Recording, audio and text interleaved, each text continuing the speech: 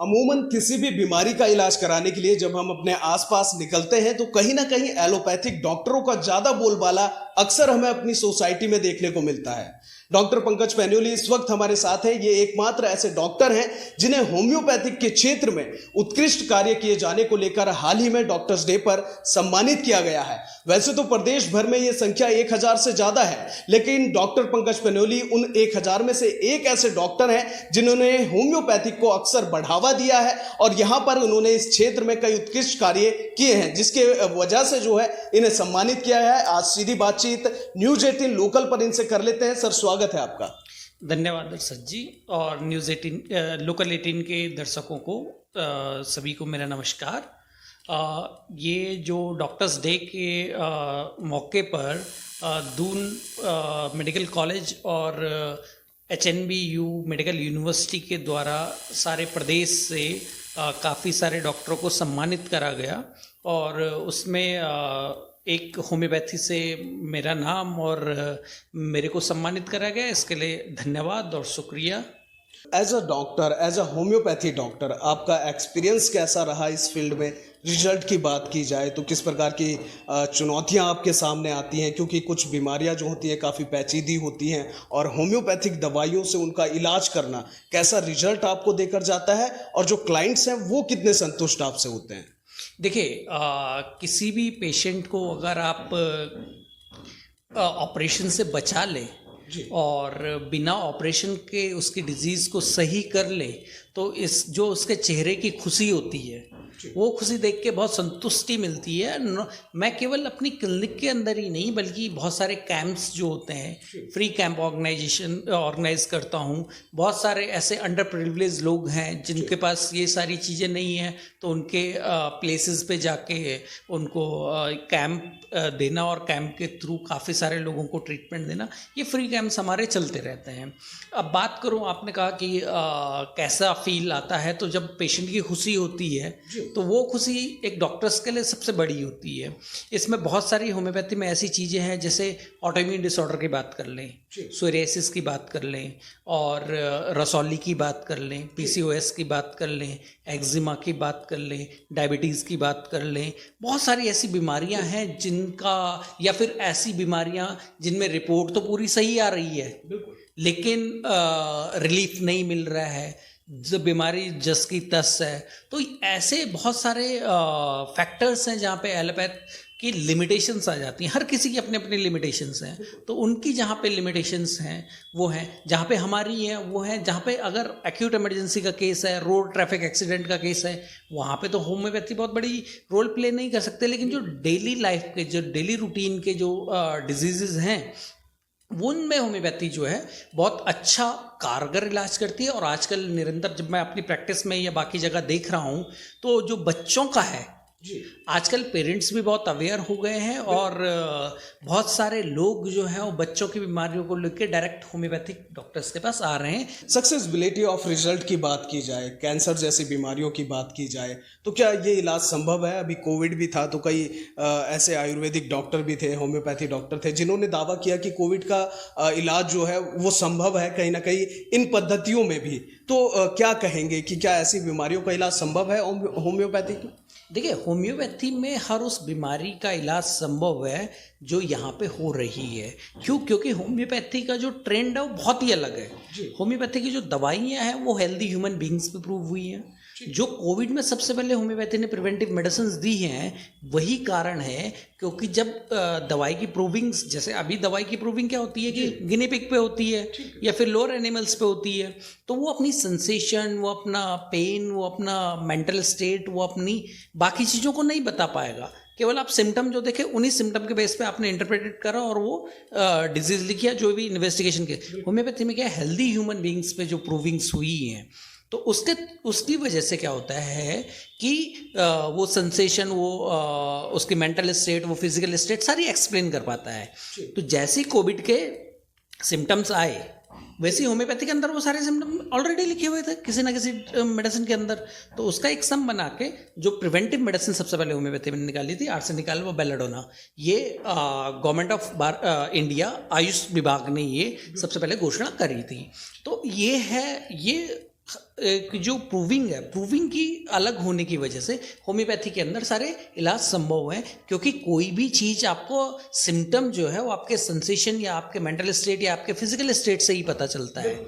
तो वही अगर आपके पास ऑलरेडी चीज़ें हैं और इसमें मेंटल सिम्टम्स में बहुत ज़्यादा जोड़ दिया जाता है, आप सोचते कैसे हो, आप रहते कैसे हो, आपकी लाइफस्टाइल क्या है, आप उन सारी चीज़ों के ऊपर एक डायग्नोसिस बनती है। जैसे मॉडर्न मेडिसिन में क्या होती है कि एक ब्लड टेस्ट करवाओ, यूएसजी कराओ, ये अलग अलग जो इन्वेस्टिगेशन के तरीके उनसे होती है। होम्योपैथी में होता है case taking, how you take the case from a patient, जिसमें उसकी personal history, past history, family history, उसके थ्रू क्या आपको उसका एक सिम्टम, क्या उसकी डायग्नोसिस बन रही है, जिसको हम टोटलिटी ऑफ सिम्टम्स बोलते हैं। और आजकल और आसान हो गया कि हम भी टेस्ट लिख देते हैं तो हमें भी जो मॉडर्न डायग्नोसिस है वो मिल जाती है। लेकिन मॉडर्न डायग्नोसिस इतना ज़्यादा मैटर नहीं करती है होम्योपैथी में। तो इसके लिए चाहे आप उसका नाम कैंसर दे दो, चाहे टाइफाइड दे दो, चाहे बुखार दे दो, चाहे एक्ने दे दो, हमारे लिए जो मेन है वो पेशेंट एज अ होल कैसा है, पेशेंट की पर्सनैलिटी कैसी है, पेशेंट की इंडिविजुअलिटी कैसी है, इंडिविजुअलिटी के बेस पे होम्योपैथी में दवाई दी जाती है। तो इसकी वजह से अब इसमें और एक आपको बात बताऊं, इंटरेस्टिंग फैक्ट बताऊं होम्योपैथी में, तो हो सकता है कि एक दवाई मैं किसी को कैंसर के लिए दूं और वही सेम दवाई किसी को हेडेक के लिए दे दूं, तो वो दोनों जगह काम करेगी। ये होम्योपैथी में एक इंटरेस्टिंग फैक्ट है। अच्छा, ऐसा कहा जाता है कि जो होम्योपैथी दवाइयाँ हैं उनके कोई साइड इफ़ेक्ट नहीं होते हैं। तुलनात्मक तरीके से देखा जाए तो एलोपैथिक जो दवाइयाँ हैं उनके काफ़ी साइड इफ़ेक्ट्स हो सकते हैं। ऐसा क्या है कि होम्योपैथिक दवाइयों के साइड इफ़ेक्ट्स नहीं हो सकते हैं? अभी आपने भी कहा कि कैंसर की दवाई जो है कैंसर के लिए भी काम करेगी और हेडेक के लिए भी काम करेगी, तो क्या बात है ऐसी होम्योपैथी में? देखिए, पहली चीज़ तो ये है कि जो प्रूविंग्स हुई है, जो हेल्दी ह्यूमन बीइंग्स पे आज से 200 साल पहले डॉक्टर हैनीमैन ने प्रूविंग करी थी, उनकी वजह से एक तो ये है। दूसरा है कि मोड ऑफ प्रिपरेशन, इसमें क्या है, मोड ऑफ प्रिपरेशन में क्या है कि इसमें ट्रैक्चुरेशन और सकर्सन का यूज़ करा गया है, जिसकी वजह से क्या होता है, और आपने देखा होगा कि होम्योपैथिक दवाइयाँ हमेशा अल्कोहल बेस्ड होती हैं, क्योंकि अल्कोहल बहुत अच्छा कैटलिस्ट होता है किसी भी प्रॉपर्टी को आगे बढ़ाने में। तो होम्योपैथी का डोज ऑफ प्रिपरेशन है वो क्या है कि आपका मेडिसिन कंटेंट डाउन जाता चलेगा, लेकिन quality of medicine will be improve. तो क्वालिटी ऑफ मेडिसिन इम्प्रूव। अब आप एक चीज़ लगाइए कि आप एक mg कोई चीज़ ले रहे हैं और वो आपकी बॉडी में जाके बहुत सारे चेंजेस करेगा। एक जगह आप 0.001% 1 mg ले रहे हैं, ठीक है, तो वो आपकी बॉडी में उतना रिएक्ट नहीं करेगा, और उसके बाद भी वो क्या है, टैचुरेशन और सकर्सन के थ्रू उसकी क्वालिटी बढ़ा दी गई है। और अल्कोहल में आप अगर आप अवेयर हो तो IIT मुंबई ने एक नैनो टेक्नोलॉजी के ऊपर होम्योपैथिक मेडिसिन पे रिसर्च करी थी, जिसके अंदर -14 के लेंस पे देखने बाद पार्टिकल मिला। तो -14 के लेंस पे जो लोअर पोटेंसी है 30, उसका पार्टिकल देखने को मिला।